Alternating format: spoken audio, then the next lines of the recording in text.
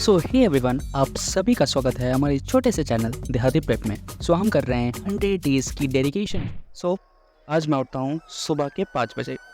सुबह हो गई थी, सो मैं उठ जाता हूँ। सो सुबह उठते ही मैंने बनाया अपना टू डू लिस्ट 6 दिनों का। 6 दिनों का क्यों? क्योंकि अक्टूबर जो हेल वीक है वो ये लास्ट वीक है, तो इसके बाद ये हेल वीक फिनिश हो जाएगा। सो बहुत ज़्यादा ही प्रेशर हो गया क्योंकि बीच में मेरा तबीयत भी ख़राब हो गया था, तो कुछ और ज़्यादा ही प्रेशर हो गया। सो प्रेशर को कम करने के लिए मैंने कुछ सब्जेक्ट्स को इक्वली डिवाइड किया according to their difficulties. So total list बना के मैंने करी एडवांस लेक्चर।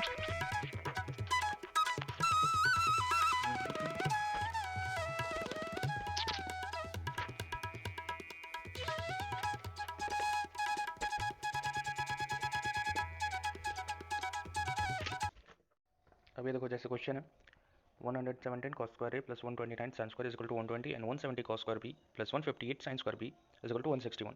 तो हमें इसकी वैल्यू फाइंड करनी है, ठीक है। इसकी वैल्यू फाइंड करनी है तो हम क्या करेंगे, पहले इक्वेशन को लिख लेंगे। अब देखो, अब 120 साइन स्क्वायर को हम इतने में तोड़ सकते हैं।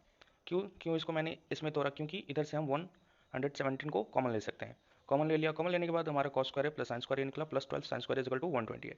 तो हम जानते हैं कि sine square plus cos square is equal to 1 हो गया, तो 117 आ गया हमारा। सो 117 को उधर भेज देंगे तो आ जाएगा हमको 3 बच जाएगा। तो साइन स्क्वायर 12 को इधर भेज देंगे, डिवाइड हो जाएगा, तो हमारा साइन ए आ जाएगा 1/2। हम जानते हैं साइन 1/2 की वैल्यू होती है साइन 30। सो ये करेंगे, कंपेयर करेंगे तो ई की वैल्यू आ जाएगी 30। सेम हम करेंगे दूसरे इक्वेशन के साथ। दूसरे इक्वेशन के साथ भी हम ऐसे ही तोड़ेंगे, 170 cos square B plus 158 sine square B is equal to 161। सो हम इसको 158 में तोड़ेंगे तो सेम बचा, सेम वही हमारा आया। तो अब की बार cos square B is equal to 1/4 आया। तो इसको अब जब हमने कंपेयर किया तो हमारा गया B is equal to 60 degree, यानी cos 60 डिग्री। तो हमने ए की वैल्यू फाइंड कर ली, ए की वैल्यू 30 डिग्री है एंड बी की वैल्यू है 60 डिग्री है। सो हमें क्या निकालना था, cos square A dot sec square B, ठीक है। तो हम जो वैल्यू निकाले हमने, ए की वैल्यू 30 डिग्री, बी की वैल्यू 60 डिग्री, हम इसमें पुट कर देंगे। सो पुट करने के बाद 4 इंटू 4 आ गया हमारा 16। सो ये कितना ज़्यादा ही डिफिकल्ट लग रहा था, कितना ज़्यादा कॉम्प्लेक्स लग रहा था। कोई भी नंबर दे दिया भाई, ये तो फॉर्मूला पे बेस्ड ही नहीं है, लेकिन इसको तोड़ के, इसको ब्रेक करके भाई समझ गए कि भाई ये साइन स्क्वायर cos स्क्वायर ए में टूट जाएगा, इसको कॉमन निकाल के सेम। बस इसी को बोलते हैं बेसिक, इसी को बोलते हैं बेसिक कॉन्सेप्ट। लगाओगे ना भाई तो आप मतलब कोई भी क्वेश्चन जो होते हैं ना वो ईजी तरीके से हो सकते हैं, ठीक है। बेसिक मेथड नहीं लगा सकते, बेसिक सीख लिए ना, बेसिक मेथड, बेसिक कॉन्सेप्ट सीखने से क्या होता है ना, बेसिक कॉन्सेप्ट सीख गए ना तो आप बेसिक नहीं रहे। बेसिक कॉन्सेप्ट सीख गए ना, अगर आप बेसिक कॉन्सेप्ट पे अगर आपने वो ये एक्यूरेसी मतलब ये कर ली, एक्यूरेसी मतलब प्राप्त कर ली। सो आप बेसिक के बाद आप जो क्वेश्चन बनाने वाले हैं ना वो बेसिक से हट के होंगे, वो बेसिक से होल लेवल होंगे, बेसिक से एक अनदर लेवल होंगे। सो बेसिक अपना ठीक करिए। अगर आपका मैथ वीक है तो मैं यही सजेस्ट करूंगा, अगर आपका बेसिक ठीक नहीं होगा मैथ कभी भी ठीक नहीं होने वाला। अगर आप सोचते हैं कि 5,000 6,000 क्वेश्चन कर लूँगा, प्रैक्टिस कर लूँगा तो मेरा बेसिक ठीक हो जाएगा, नहीं।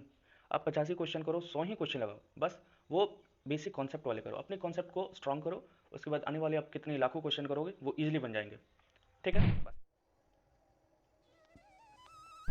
एडवांस लेक्चर ख़त्म होने के बाद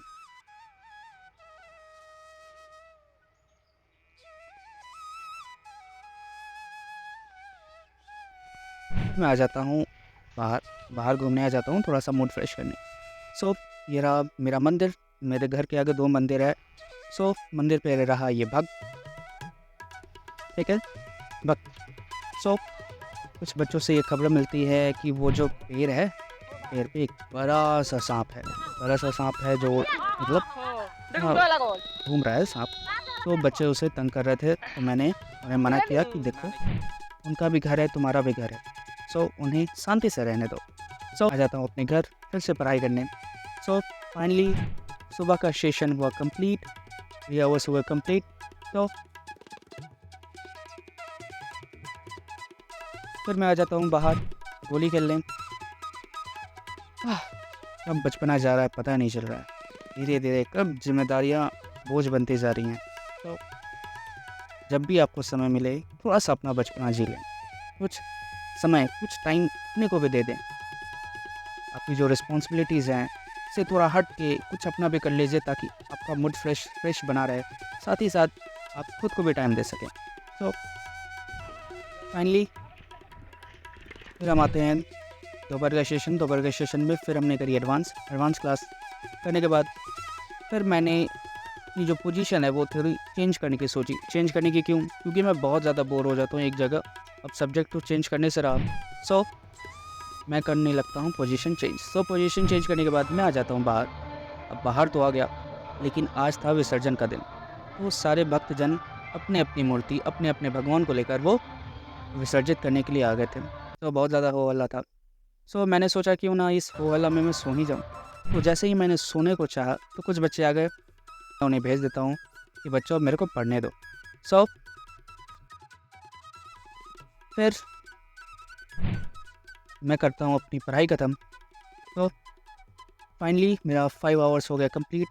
देखो, ये जो 5 आवर्स होते हैं ना, ये जो स्टॉप वॉच लगाता हूँ, जो मेरा टाइमर होता है, ये finest of the finest time होता है। Finest of the finest means ये जो टाइम रहता है ना, मैं सिर्फ पढ़ता हूँ। अगर मेरे को कुछ खाना है, पीना है, प्यास लगी, ब्रेक लेना है 5 मिनट का, तो मैं वहीं पे स्टॉप वॉच को, टाइमर को रोक देता हूँ। तो ये फाइनेस्ट ऑफ द फाइनेस्ट है। और साथ ही साथ मैं रात का रिकॉर्ड नहीं कर पाता हूँ। ये डिफ़िकल्टीज़ आपको लगता है भाई ये दिन तक पढ़ता है, शाम तक पढ़ता है, तो ऐसी कोई बात नहीं है। मैं शाम में भी पढ़ता हूँ, लेकिन अगर मैं रिकॉर्ड करने बैठूँ, एडिट करने बैठूँ तो रात हो जाती है। तो इससे मेरे को रात में थोड़ी परेशानी होती है, रूटीन में थोड़ा इधर-उधर हो जाता है। सो मैं शाम तक ही रिकॉर्ड करता हूँ। अगर कुछ एक्स्ट्रा होता है तो मैं रात को एक्स्ट्रा रिकॉर्ड करता हूँ। सो फाइनली मेरा हो गया फिनिश। सो मैं आ जाता हूँ बाहर शाम को। यहाँ विसर्जन चल रहा था, भक्तजनों में उत्साह का माहौल था। अपने-अपने भगवान को, देवी माँ को, हनुमान जी को लोग विसर्जित करने के लिए पूरे गाँव में घूम रहे थे। उत्साह का माहौल था, लोग नाच रहे थे, खुश थे। सो इसी उत्साह, इसी खुशहाली के साथ हम करते हैं वीडियो को एंड। मिलते हैं कल नेक्स्ट वीडियो में, नेक्स्ट नॉलेजेबल इन्फॉर्मेशन के साथ। So bye bye, see you, Tata.